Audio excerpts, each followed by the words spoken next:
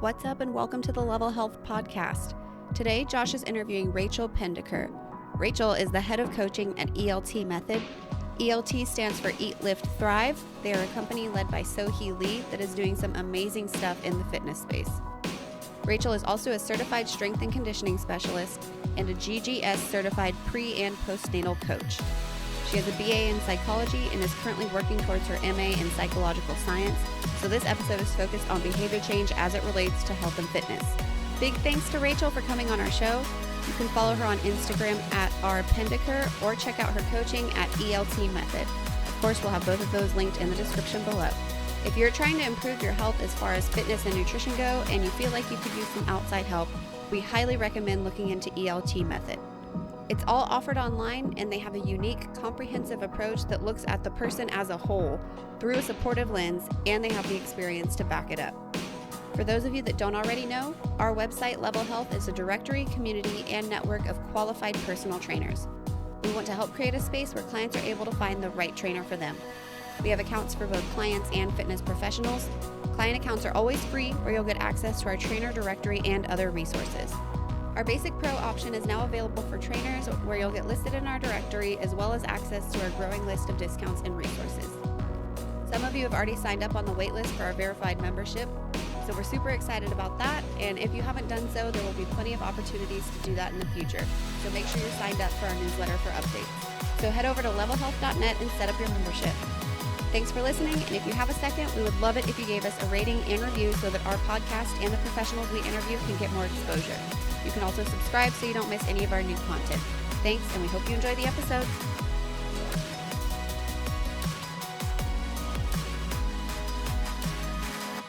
Thanks for joining me today. I wanted to say just right off the bat that we really appreciate your content, the message that you have behind it, just the way that you've really gotten into doing the reels. Like, it's interesting to see how people are shifting based on social media demands. But what's important is I've seen sometimes when people make that transition to, kind of keeping with what's popular in social media, it loses a lot of that substance. And it was pretty clear that didn't happen with you. So I wanted to say thank you very much. It's been great to have content to share with our followers and things like that. Oh, I really appreciate it. Yeah, I'm sure, with all the changes, it's hard to adapt quickly. So I appreciate that. Yeah. And before we get into like the questions and everything like that, I wanted to ask, I guess we can just start with where I would typically start actually is, can you just give us some background on who you are and why you do what you do? Sure. So my name's Rachel Pendakur. I'm the head of education for the ELT Method, which is Sohee Lee's coaching team. And I'm a training and nutrition coach with them as well. And as far as like educational background, I have a bachelor's degree in music and one in psychology, as well as my master's degree in psychological science. So really kind of why I do what I do came about in like a very roundabout way, because I've always been very interested in health psychology, behavior change. When I initially went to school for my bachelor's degrees, I thought that therapy was kind of the only option. Like, either you're a therapist or like a clinical psychologist in the healthcare setting. So I was like, okay, I don't know where I want to take this. Thought maybe neuropsych was what I wanted to do.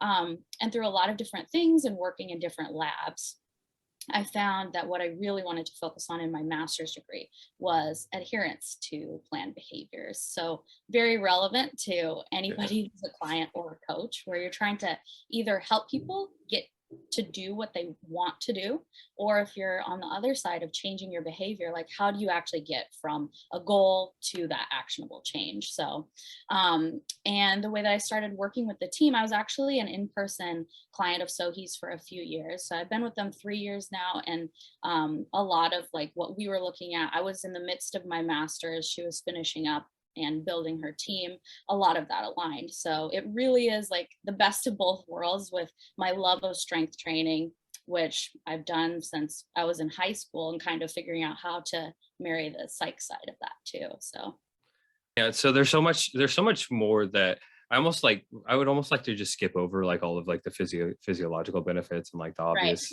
stuff of strength training, so that we could get to like what are the psychological effects, because I had no idea that you had that background in psychology. And I think that I wanted to ask, how do you feel that specifically music, your background in music, has that influenced your thought processes at all along these lines? I'm always interested to see, because I mean, you're going to take some of that with you and it colors your decisions going forward.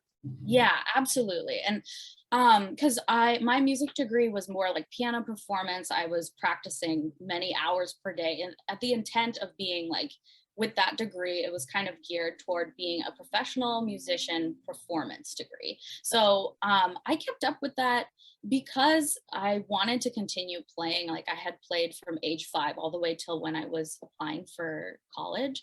And I wanted to keep up with it as a degree for scholarships because I thought I wanted to keep playing. And then it really goes hand in hand with a lot of the adherence related stuff. So while I was doing a lot of things like consistent practice when I didn't want to, or setting more process related goals, I didn't really think about it in the terms of like, oh, these are the things that get me to that outcome. It was more like, okay, I'm doing this. And then I would attribute success of myself or others to being like, oh, it's innate ability, right? Or it's just because they're, this mindset. The same with training. I think a lot of us come at it from that angle initially. It's like, oh, that person must have this secret ingredient. I don't. But a lot of the things, even just like motor control associated with playing an instrument, totally goes hand in hand with a lot of performance related activities, whether it's strength training, exercise, sports. So yeah, there's a big overlap. And I really was unaware of that for a long time. Yeah, I think your psychology experience could not be more valuable in terms of like understanding and being able to facilitate behavior change. And I think that a core bit of that I've read multiple books on learning, and they utilize musicians quite often because just like in behavior change, you need to go into learning music with an iterative mindset and understanding. Like, it's so weird that there are aspects of life like learning to be a musician or learning to play an instrument where you're like, okay, I'm not going to be good right away. I know that, and I'm going to get better. But then other aspects of life, like losing weight, gaining muscle, getting stronger, it's like we feel like we have to be perfect, or that we should be perfect right at the gate. And obviously a lot of the industry kind of implies that that's the case, and that there is, like you said, the secret and things like that. And it really isn't the case. I mean, I followed every single bodybuilding.com recommendation, every single person at the gym that was stronger than me, like every single Mr. Olympia thing that was in the muscle mags. And it's like, gosh, they don't have secrets. That I wish they did. And then obviously the supplement industry plays into that so strongly. I don't know how many times I thought that next supplement was the one that was going to get me in shape. And yet I wasn't paying attention necessarily to my macronutrient or even my total calories. Gosh, that was one of the biggest ones. I was trying to build muscle for years and years without actually getting enough calories to do so. So that's just a personal example. But I would like to start with strength training, maybe so that we can get it, knock it out. Can you go over just some of the benefits of strength training? Sure. If you think like easily Googleable benefits, things like prevention of illness and injury, really helping aging in general. We know things like grip strength is really associated with how well you're aging. These things that are very functional, not like functional fitness, but like can we pause there for a second? Can we have a campaign to take that phrase back? Because I feel like we shouldn't have to apologize every time we use functional fitness or functional capacity. Even it's like, exactly. We know exactly what we mean, but other people have associations. Yeah, I know. We need to take back that term, and because it does have meaning with what we're talking about. So definitely, real life functionality, aging as far as just, your muscle mass as well, which is really important. Mental health benefits. I'll always be a proponent of therapy, and not saying that the gym is a substitute for that, but we know very well that things like anxiety and depression and a lot of even like personality disorders or other personality disruptions, you can work towards that improvements as far as adding an exercise that's enjoyable, and some other things like a sense of community. That's why so many people, it's not only that people gravitate towards classes because they seem easy to find, but thinking about like the CrossFit community, for example, there's a reason that so many people are engaged in that sense of social support. That's really huge.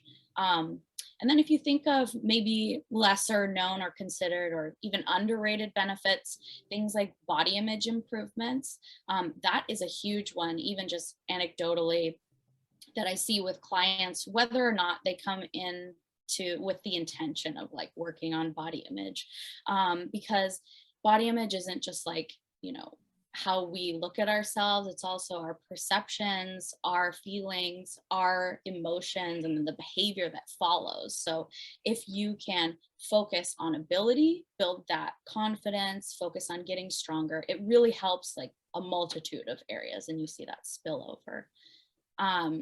Other things like enjoyability is a huge one.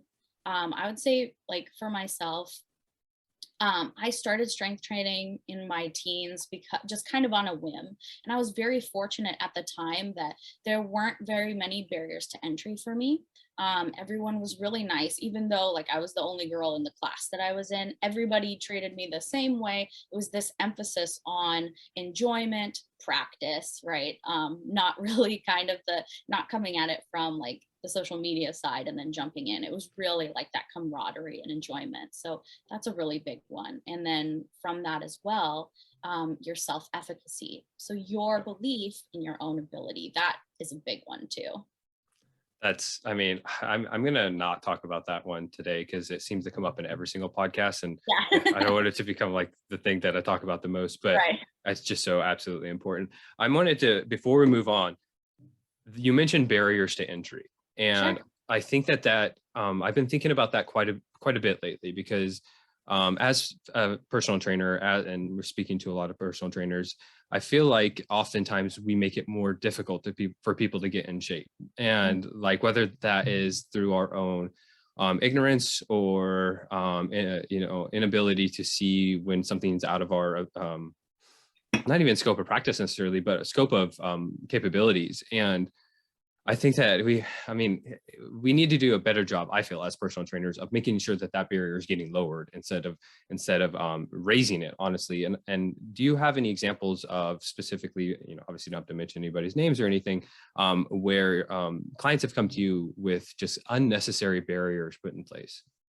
So a big assumption is that like you wouldn't pay attention to strength training unless you are working towards fat loss.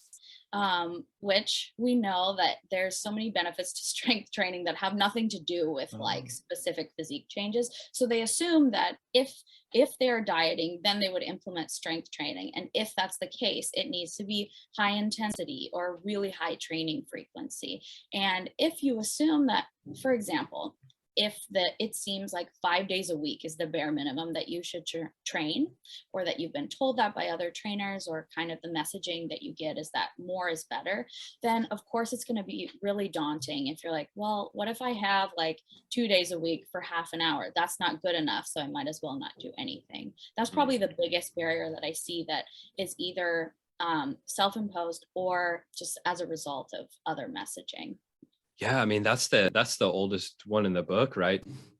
Yeah, I think that's one of those things, like you live and you learn, and a lot of the things that come from behavior change or whatever it might be that you're working on, whether it be just like being more moderate with things, you can hear something, but until it clicks for you and you're able to connect it to what you're doing, then it's just more information. So that's something that, I heard similar messages, but I always was stuck in that all or nothing pendulum swing, like probably like from year 3 to year 7 of me strength training. It's like, well, I could do that, but that's for this type of person. I need to be doing more, which led to burnout, not really sticking with my program very long, like not even reaping the benefits of it. And then just kind of reiterating that mindset trap of like, okay, well, let's be real and let's kind of rework through this. Like, if you insist that you have a growth mindset but still attribute that to like, this is my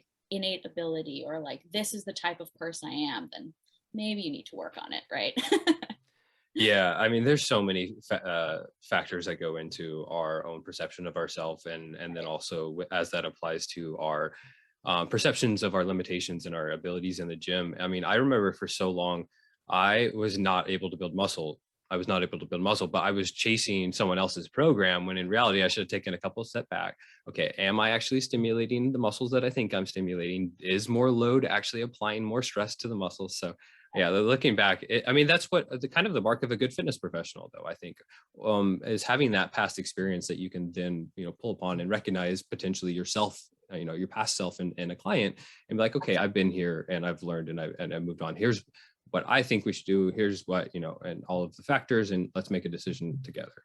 Yeah, absolutely. And having gone through it, I'm sure that you find it much easier to articulate this in different ways. Like part of coaching, I mean, the emphasis of coaching is not the same as teaching. Like it's not an information dump where you're quizzing people on the stuff, but being a teacher is a big part of it so that you can reframe it, help people to work through it. It's not like you say the thing, assume they'll get it, and then never talk to them again about it. It's really just giving them the chance to build that awareness. So yeah, I think that's really important. I think that the info dump thing is just another form of us creating a bigger barrier. And all it really is us like feeding our ego that we know all of this stuff. And don't get me wrong. So when I have a consultation later this afternoon, and I was thinking about it earlier, and I always say, there's all of this stuff that we can do down the road. There's all, and I'll mention it briefly, but like that stuff, we'll cross that bridge when we come to it. I just like to let them know that those things are there so that, they're not blindsided by it in the future, or they're not like, oh, why am I not making progress? We don't have anywhere to go. I've done everything I can do. Like there's always more that we can do, but it's not going to benefit us to do it all right out the gate. Exactly. Yeah. So you mentioned some awesome benefits of, like you said, a lot easily Googleable, easily Googleable. That's not a word, is it? Googleable? I don't know. I don't think it should be either. Can you think of any other myths and misconceptions that are just kind of salient in terms of strength training?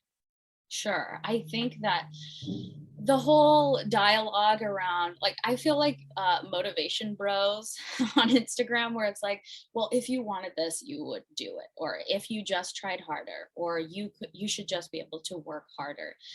And of course, we want people to strive for their goals. I mean, it's good for us to have that sense of purpose, to set goals in general, but there are undeniable things, just part of like your socioeconomic status or your job or your immediate physical environment, that put limits on what you can do.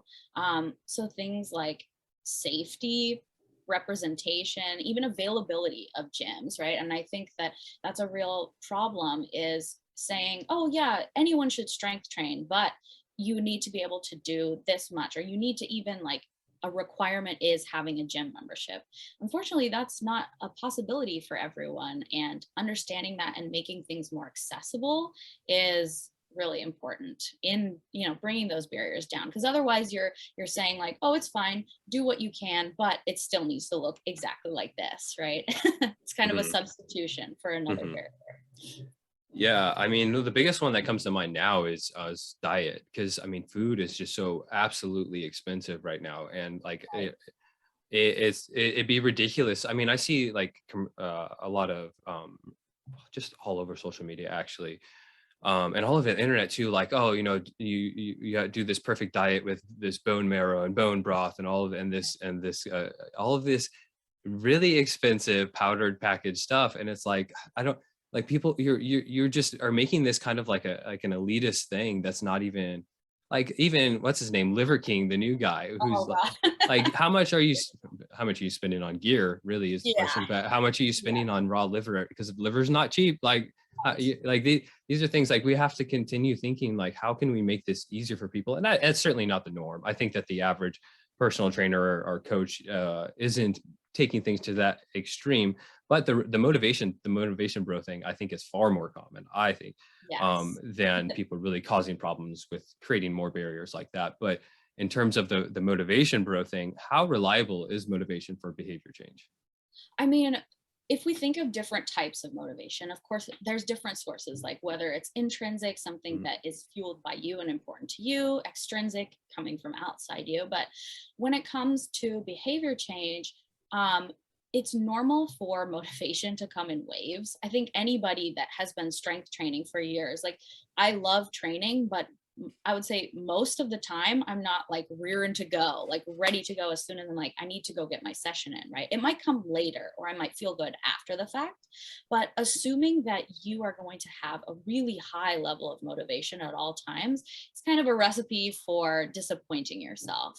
It's another form of that all or nothing thinking. Like, if I'm not motivated at all times to do this, then there's no point in doing it at all. So when it comes to those videos or things like motivational speeches, or the YouTube videos where it's like a speech with music and people listen to pump up for the gym, if you enjoy that, fine. But if and when, because it will happen, when that doesn't inspire you to get moving, do you have systems in place, or a routine, or those underlying values that will keep you going? Because that's much more reliable. So revel in the moments of high motivation, but also have the expectation that you might not be motivated most of the time. Absolutely. And an awareness of this on both the part of the client and the trainer or coach is incredibly important, because that extrinsic values are, I'm sorry, the extrinsic motivation is coming from the coach, the trainer, social media, family, friends, and some of that can be positive for sure. So it depends on where it's coming from, the source. Could you think of, really, like you said, the intrinsic being the values, the intrinsic motivation being your underlying values, which is, I think you've already kind of answered this, but I wanted to touch on it again. Which is going to be more reliable and consistent? I am always for helping clients figure out their values and that intrinsic motivation, or more so like the meaning behind the change. So when we think about behavior change, a lot of times people get frustrated because they're like, well, I read all these self-help books that had tools, but I can't seem to do it. Or it's just so hard for me to switch from my current habits into something new. It is tough because we're disrupting a pattern that's practiced maybe for years, your whole life, and we're also subbing in something new. So if you have a meaning behind it, besides just like, I should change, or getting external feedback that you need to work out, right? That was a big one. Or just feeling those pressures to like, oh, I should be doing this.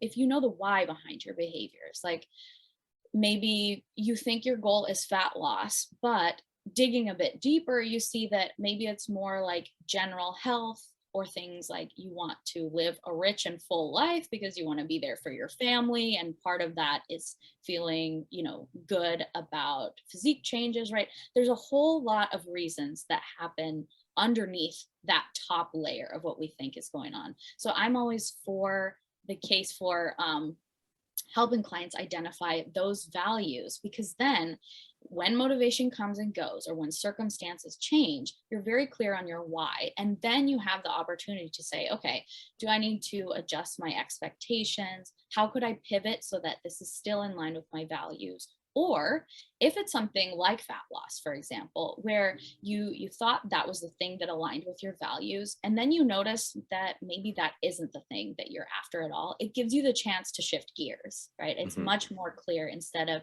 needlessly pursuing a goal that has since shifted from your values. Does that make sense? Oh, absolutely. I think needlessly is kind of the key term there, because it's like it's maybe not even taking you closer to your goal. And if it's causing you undue friction and stress in your actual life, or in your pursuit of that goal, then like it's kind of the definition of needless, because you can then fulfill those values. But I want to make kind of a disclaimer here. Like, I'm sure that you had these points in your lifting career where you were a little bit hardcore as well. I think you've calmed down, as I have, but I mean, I was slamming like 2 or 3 servings of pre-workout. I remember one time I thought I was going to die because the first time I ever took Dr. Jackal.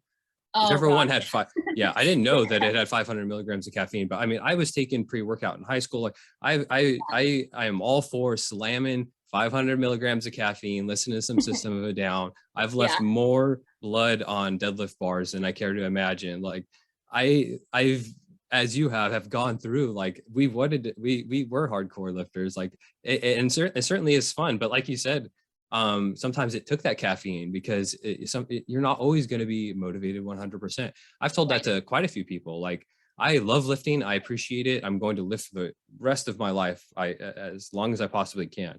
But maybe 20% of the time I'm like jacked and like ready to go, especially this last year, because I've relegated myself to lifting in the garage, because after over a decade of gym lifting, I felt it had to happen at a gym. So Yeah. I feel like this is also kind of like a therapy session here, while just kind of going through our own backgrounds and everything like that. But so before we move on from strength training onto behavior change, we've kind of touched on it quite a bit already, but do you have any principles for strength training that you apply with your clients? I was going to ask the question a little bit differently, but I guess I want to hear it from kind of like a practical perspective. Are Sure. there any kind of principles that you rely upon with women in strength training? Yeah. So if we again consider some of the notions about, or just assumptions from women that come to us for training, a lot of them assume that their training is going to look a lot different than male clients. But you'll see, like with our clients, we're always going to have the main movement patterns. So squat, hinge, bridge, push, pull, and some lateral rotary thrown in there. And focusing on those compound lifts, even if someone can only, train a couple days per week, that's great, because my focus is going to be on your longevity and what makes sense with your lifestyle. So at minimum, I usually try to get people to do 2 days per week. But again, what you touched on about like thinking the long game here, like what are your possibilities? If they can start with one, great. You don't have to sweat over optimal training variables right out the gate. So getting people in the door, focusing on those compound lifts or working up to it, getting especially women to push themselves and not feel like another thing I see commonly is my female clients will say like, oh, this is my weight for this specific exercise. And so just implementing progressive overload, even if we're not changing a lot of the training, that's where a lot of the magic happens, which I'm sure you know, right? I hadn't thought about that in a while, because Mm-hmm. with a lot of my clients, I'm working primarily or exclusively online now. Mm-hmm. But when I was working in person, like I kind of chose the loads for them. So but I mean, that just made me think about it, man. Like that is kind of ignoring the very, very, very fundamental requirement for progressive overload, for Right. continuous progress. It's like you need to drive it somehow. And Right. it's not And going to a come lot from of that same people, weight. yeah, and I mean, it's not like a personal shortcoming on their front at all. If you think of like the swipe workout culture that was rampant recently, thankfully not as much, but looking at circuits and seeing people who have certainly not built their physique using the exercises that they're posting. Of course, if you don't understand some of these concepts and you think that the way to get long lean muscle is to do band stuff only or be very cautious with this, of course that's the thing. And that's where bringing in that next piece of strategy, even if it's just that, like you're not changing their frequency that much and helping them learn that piece, that's really important. But yeah, I think as far as like some of the basic considerations, that's kind of across all of my programming for everybody. Would you say that their lifestyle and schedule is almost the most important determinant? Because I mean, whether they can get into the gym 2 days a week, okay, we're going to probably do full body each day. Right. If we can do 3 days a week, we may break that into 2 full body sessions, and just breaking it up, or upper lower and then a full body. Like there's all different ways that we can break up training, especially for the average, especially for a beginner, and Yeah. make progress. So have you found that's almost the most important determinant? Oh, absolutely. Because I think when I go into training, because I'm not doing any sort of like group stuff or just a general training program for the public, it really is customized. And that's an incredibly important piece of it. Like if I decide what split you should do based on what I think, that doesn't really help you. And so asking those questions, not only like how many days per week do you want to train, let's consider your work schedule. So if, for example, you're a shift worker, having a little more flexibility or doing something like a body part split, or making sure that the set days in your schedule coincide with the number of rest days you have each week, right? All of those variables are really important. And I think that coming from the client side, I've had many a poor coach in the past myself, and I didn't even know how to express these things, or if I did, those things were shot down within that, that same mentality of like, well, if you wanted to do it, you would just wake up at 4 a.m. before grad school and do all your sessions. And it's like, okay, well, let's deal with reality. Yeah. I mean, and not even your reality, their reality. I think Uh-huh. that's really what makes it fun though, as a coach, because like Yeah. once you get past the point where like, oh shit, we're not going to do anything near optimal, actually. Like, let's see how we can do it for you. Like, let's figure out how we can tweak your approach, Mhm. how your unique habits, your unique, whatever it is. And then we'll see how we can, like, that's really where the art comes in, because the science is fun. It's interesting for sure. And it's short of actually that recent study that came out, showing that we don't lose metabolic rate as much as we did. Oh yeah. Yeah. That's one of that's one that was like very surprising. But besides that, there hasn't been like all that much. It's very surprising stuff figured out in terms of like physiology and nutrition. Like the basics apply for almost everybody, but how you Right. apply those basics to people is where it becomes interesting. And that's based primarily off of their schedule, their preferences, their limitations, things like that.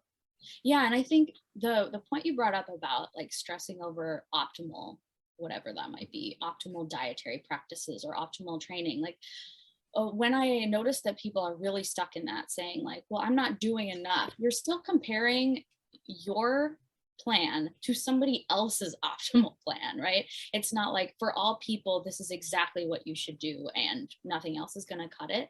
The more you can see it as like, okay, what's optimal for me at this period of life? Like if stress is super high and there's a lot of variability in my schedule, but I love training, I can train at home, this is what I have, that's great, right? We can work with that. I think that's really important to consider. I think that I like to think of my job as a trainer, and I think that this could be a good mindset for a lot of trainers, is to just not really like not make fitness more difficult than it needs to be for people, especially for the average person. It's like, how many times have you had somebody that may have gone through I mean, you yourself have gone through many coaches, you said. How many times have you had a client that's gone through 3, 4 coaches? Like, what if you're the last stop? Like, what if you're the last one that they've worked up the courage to come and ask for help again, like after they've been burned how many times? So I as long as we are not, I think that's a kind of like a good rule of thumb. Let's not make it harder on people than it needs to be.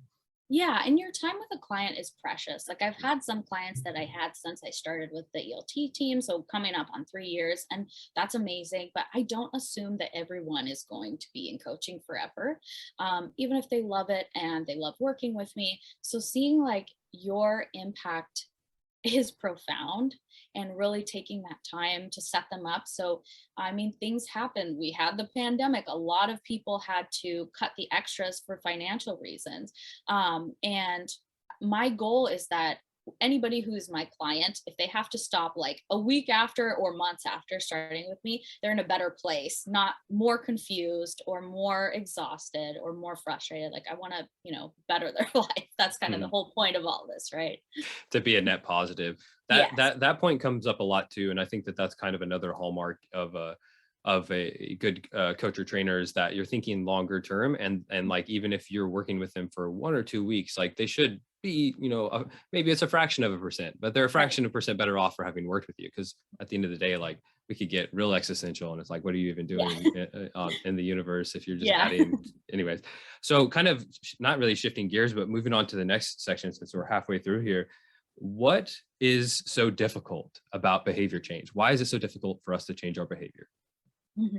So I think that if you think of it from like, cognitive perspective or behavioral, and thinking about your current routine, you already engage in a lot of behaviors habitually, whether you're aware of it or not, right? And the strength of various habits can vary. So some things might be very like unconsciously performed, and some are things that you're doing that you might not really be like, okay, this is 100% what I want to do, but it's kind of what you've engaged in forever. A lot of that can be things like activity levels or dietary habits, right?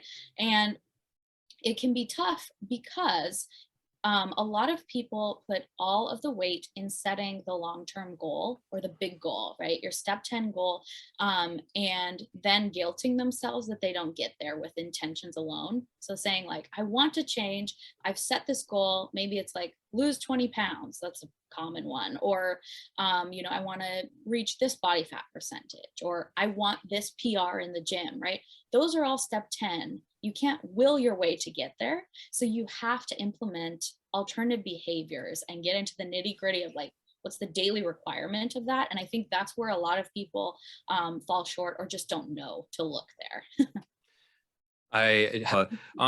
Are there actual structural adaptations behind, in terms of neurology and your nervous system, behind behavior change and habit formation? Like, are we actually having to change structural components?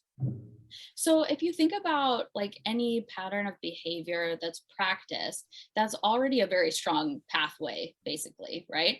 The reason that we have these adaptive mechanisms is to save us, cognitive ability, so that you can use your higher level processing for other things. So it can feel very effortful to change your behavior because, one, you're disrupting a pattern that's already saving you time and energy, but two, you have to add something new.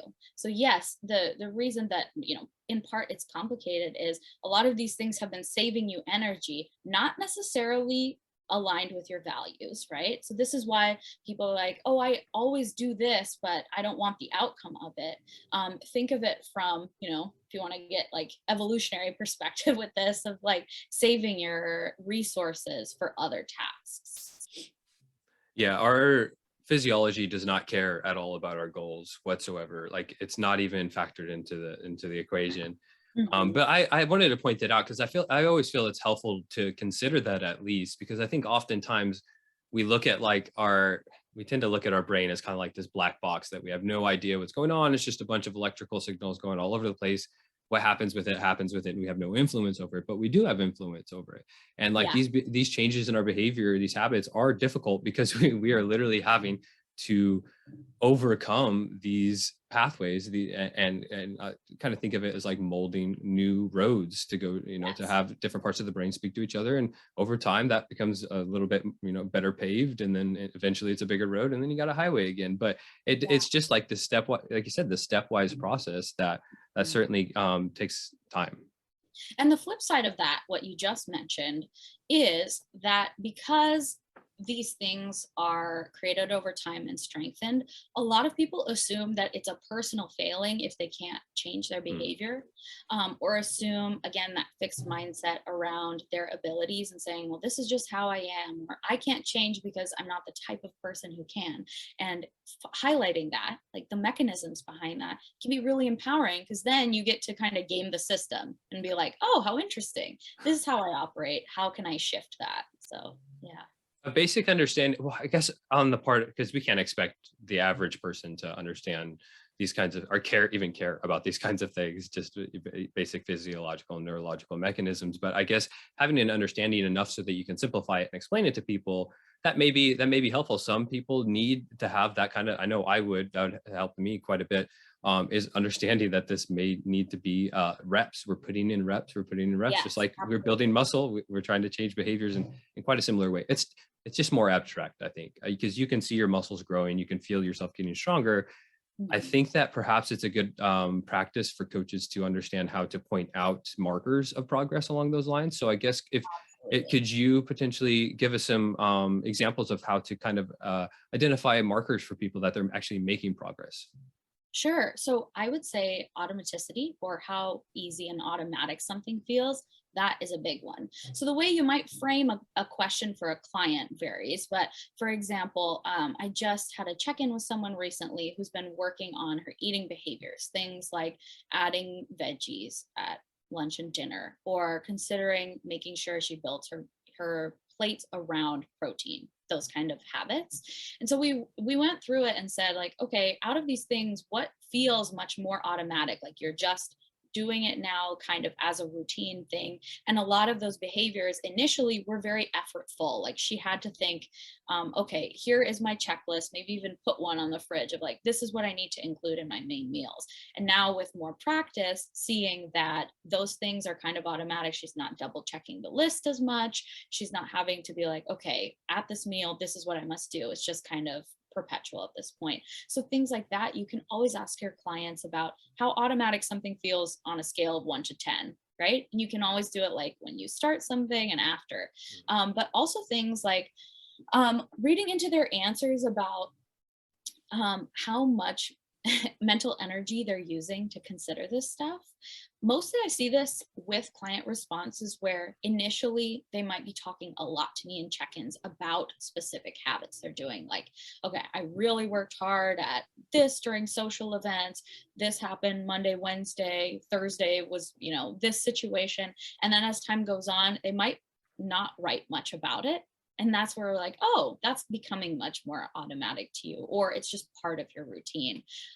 So a lot of the markers of progress in terms of behavior change, if you're reading into people's answers, those are a couple good ways to go about it too. For asking about that kind of like cognitive load and difficulty, do you have any timeframes you do that? Is it just like a daily check-in? Is it protracted longer than that? As far as how automatic something feels? I guess I was kind of thinking about it in a different direction. But yeah, so I guess, are you asking with regards to specific habits? Are you asking in like totality, like how hard was it for the day? Gotcha. Yeah, I usually ask specific behaviors. Okay. Like if somebody, because I have a mixture of clients, some of whom track and some of whom don't. And in that case, our emphasis really is a lot on specific behavior goals that they've set, and looking at how well those fit into their life and then asking how automatic those are. So it really depends. I mean, like a lot of things. But yeah, I wouldn't ask like, okay, how well are your fitness goals going or something like that. Be more specific to the person. And that can be helpful too for them, because either, it's getting easier, we need to pivot, we need to stop a behavior because it just doesn't make sense. All of that is really valuable information. Yeah. Okay. Yeah, that makes sense. I was thinking like, and then I immediately realized you wouldn't want to do it over the course of like a week. Like how difficult was this week? Because there's too many variables in that. And then even within a day, honestly, because at the end of the day, they may say it was easy, but midday they're like, oh, this was terrible. Like I can't make it. But at the end of the day, it wasn't that bad. So yeah, okay, that makes absolute sense. You want to now? I have a very specific question, but kind of dovetailing off of that last one. How many of these do you typically try to tackle at one time with? How many aspects of change do you try to tackle at one time with people? That's a great question, because I think it's it depends, but it depends more on how the things fit together. So if somebody is very overwhelmed, or if the awareness piece is brand new, like they've never thought about their behaviors in this way, or they've never really dug deeper to see what they're actually doing, then maybe one new thing that's small is plenty to work on for an undetermined period of time. I think a lot of another myth that we see a lot is this: a habit takes 21 days to form, which is not the case, right? It's a much wider range, and for most people it's months, not a month or a few weeks, because again, you're disrupting patterns and adding something new. So yeah, I think just bringing it back to where they are, similar to your considerations with training. And for most people, I try not to pack on more than like 3 new things at once. So if it were something very complementary, like they're working on taking vitamins and drinking more water, you can pair those habits together, or those behavior goals together, in a way that attaches nicely to their schedule. And it's not like 3 separate events throughout the day that they have to put in their schedule. Yeah, it could be like if you're drinking water, you take your vitamin, you can tie them together like that. That 21 days for a habit, wasn't that from a plastic surgeon in like the 50s? Yes. Yeah, I read that book before I knew it was nonsense. Maxwell Maltz, I believe his name. Yes. Yeah, I know. I've been seeing that book shared again recently. I'm like, no, don't do this. But yeah, he was a plastic surgeon, and he was talking more about recovery time for plastic surgery patients. So doesn't transfer over as far as behavior change goes. Yeah, and perhaps some of it was like meant well, like let's try to give them that initial burst of motivation so they make it 21 days, and then before they even realize it, they got this new habit. But I mean, maybe 21 days of very consistent and unrelenting practice at that habit may be enough. But like probably for most people, they're going to have a couple relapses during that process, certainly within 21 days. So it's like, I don't know, because what happens when you get to 21 days and then they're like, oh, or they're 4 weeks in and they're like, oh my God, I'm something's wrong with me, I just can't do this, I'm going to quit. And you may have been just a week or 2 away from like real lasting changes. And that's where it's important to not put a deadline on yourself with this. Like, oh, 21 days, that's how long it takes a person. If I make this a habit by then, great. If I don't, then I never will. Right? That's the thought process I see a lot if people are really fixated on how long will this take me? Or I'm sure you've gotten the question like, I want to lose 10 pounds. Tell me exactly by which date I will have accomplished that goal, right? Or even PRs. A lot of the physique focused stuff is, on pound loss or whatever, but the same for PRs. If someone's like, I want to squat this much, when am I going to do that? I want to know the date, or how long will it take me? The answer is totally, it depends. So that's why fixating on the behaviors that get you there is much more fruitful than only looking at that outcome or saying, this is the date. This is not your due date for adopting a new behavior. You can check in with yourself periodically and reassess, but don't do so at the cost of continuing on, if that makes sense. Yeah, of course. And then also we have to think post actual habit change, behavior change into like, okay, we're potentially months down the road. You still have to be prepared for potential relapses or days when it's going to take a lot more cognitive effort just to, not relapse. So it's like, man, if we have these, we like to have, I think as humans, these cut and dry timelines, but unfortunately, especially when it comes to these things, that's just not the case. Okay, so somebody is starting out, they have some big changes. You could just speak from your typical client. Where can we start to set ourselves up for success long term? Yeah, that's great. I think first, not discouraging people from setting those big goals. As I mentioned before, it's really great for us as humans. It's good for our well-being. It's good for a whole number of reasons, including, self-confidence and efficacy to work towards something. But if you can start by getting them to be very clear about their why behind their behaviors, like we discussed earlier, or helping them by doing that through identifying their values, like, okay, great, this is your big step 10 goal. Why do you want to do that? We want to identify this now, again, because if you need to pivot or life happens, it's not I've failed this goal. It's instead I'm staying true to what really matters to me. So starting with that and then breaking down that big goal into those small increments, because it's your job as a coach working with someone like this in this system or with this method is to give them all those puzzle pieces that bridge the gap, right? You can want this really bad, see that end goal, but the goal doesn't give you a playbook as to how to reach it. So that's when you get to explore those daily habits or those daily behaviors that move you in that direction. So if it's something like a fat loss goal, for example, that's easy because, very relevant to a lot of clients. Okay, what are the things required to drop body fat? Maybe if you're not even paying attention to nutrition right now, it's building in a regular mealtime cadence or some of those very fundamental nutritional habits before being like, okay, let's restrict this. You're not doing this, lots of cardio.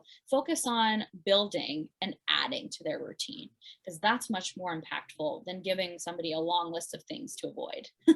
And then, as you explore with this person to figure out where they are, where they want to be, you can set up those benchmarks in time as a flexible, not really deadline, but marker. You're like, let's see where you are in a few weeks with this behavior. Let's see what's working, what's not working, how we can adjust, and focusing your attention on all of those process related behaviors and tasks. That's where the magic happens with this.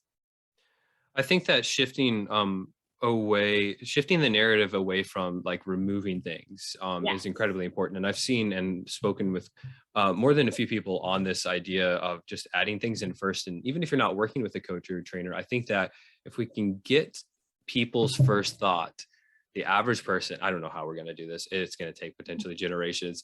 But if we could get the average public's first thought when they have some of these health and fitness related goals is, okay, what can I add in and instead of pulling things out, because it's always going to be this negative process. We're taking things away. We don't get the things that we want because of this other goal that we have. And then how much do we really want to lose weight when we have all of these things that we're pulling away?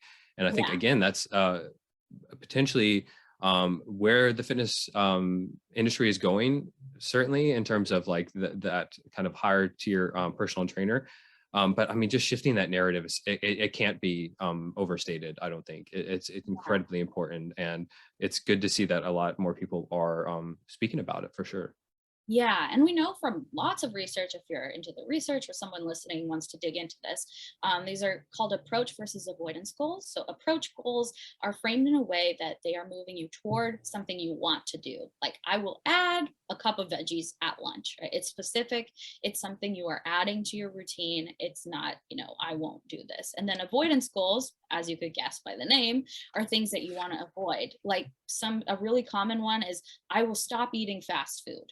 Well, the problem with that is it gives you one thing to avoid there, but that also requires you make a ton of other decisions. Like, what will you do instead in that situation? Like, what are some appropriate outcomes here that go with your goal? Then you have to make a whole bunch of other choices. So approach goals are certainly much more effective because they give you something specific to focus your attention on.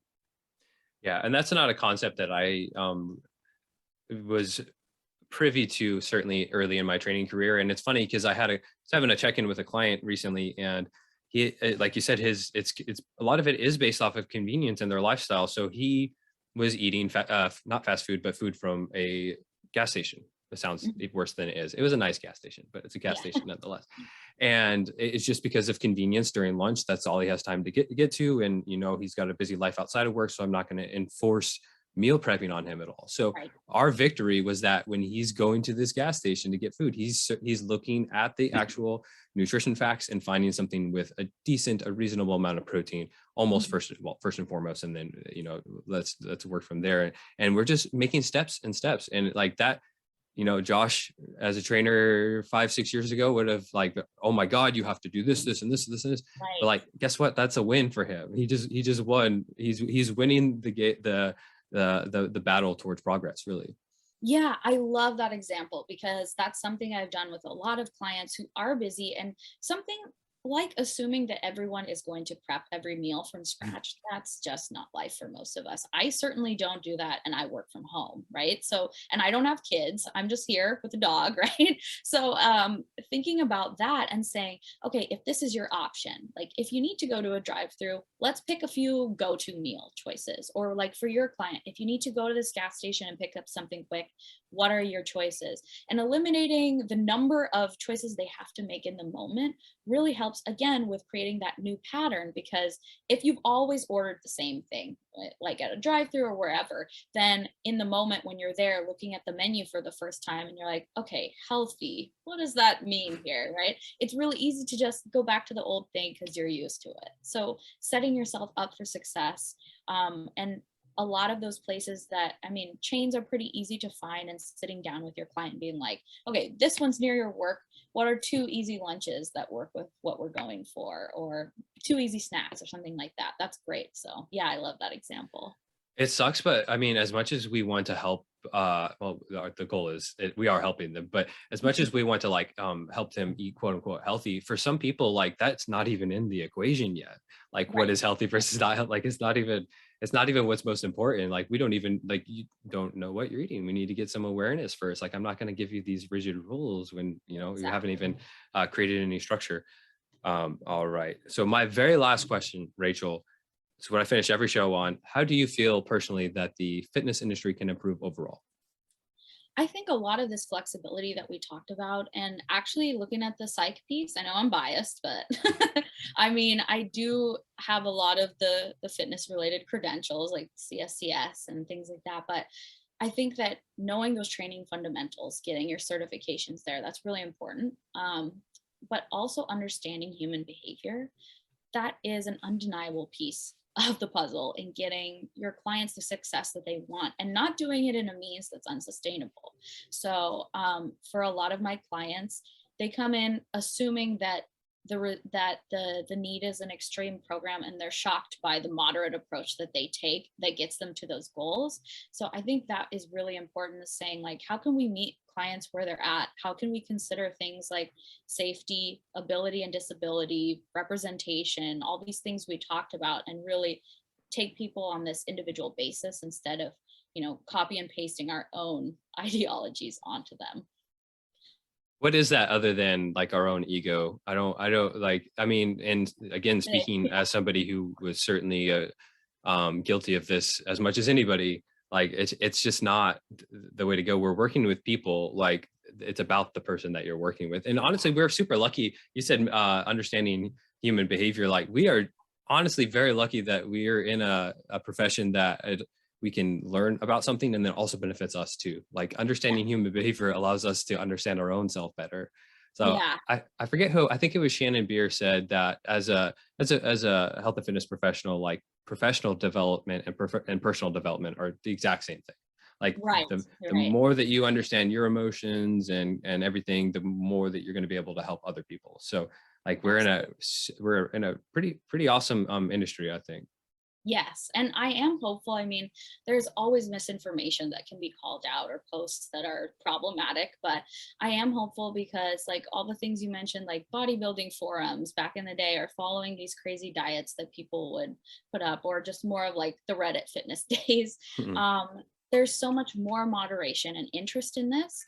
Sure, some people miss the mark with how they're talking about it, but I really appreciate the interest in the psych side now because, that's the missing piece for a lot of people.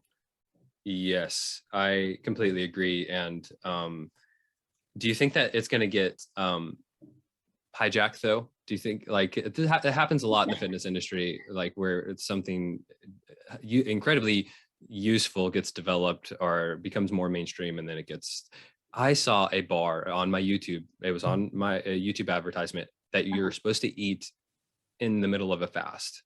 Have you seen that one? So it's I see all those fasting ones. I'm like, no wonder people are confused because this literally makes no sense. So yeah, it's telling you to eat this during the middle of a fast. But yeah, I mean, I think that the understanding the psychological side and the behavior change side is certainly kind of the next frontier. That was kind of a nerdy word, but a frontier of the industry. So it's great that what would you call Eat, Lift, Thrive as a company yeah, collaboration? So it's our coaching company. Okay. Yeah. It's awesome to see that. I mean, you guys obviously have a huge following already. People love your content, Sohee's content, all your guys' all y'all's content. So it's great to see that some of the people that are doing very, very well. I mean, Ben Carpenter is another example of that. Like people that are doing very well on Instagram that are getting out a good message, because I mean, more often than not, I'm on my Discover page and it's nonsense with thousands and thousands and thousands of likes. I'm like, no, stop liking this, please. Stop liking this, please. So it's good. We appreciate everything y'all are doing out there. Do you have anything going on, Eat, Lift, Thrive, that you'd like to share with us? We're going to be doing later in the year. We have a few projects. We're hoping to do a more specific to like eating behaviors online course challengey type thing, which doesn't have a set date yet, but we'll put out lots of info before that. And then coaching, we just did an online Zoom workshop, but we'll probably do something later in the year. But if you follow our ELT Method page, we always post about that stuff in advance. So yeah, and I'm happy to answer questions too. Awesome, Rachel. Well, thank you very much for coming on. This was a great conversation and I hope to talk to you again in the future. Yeah, thank you. This is awesome.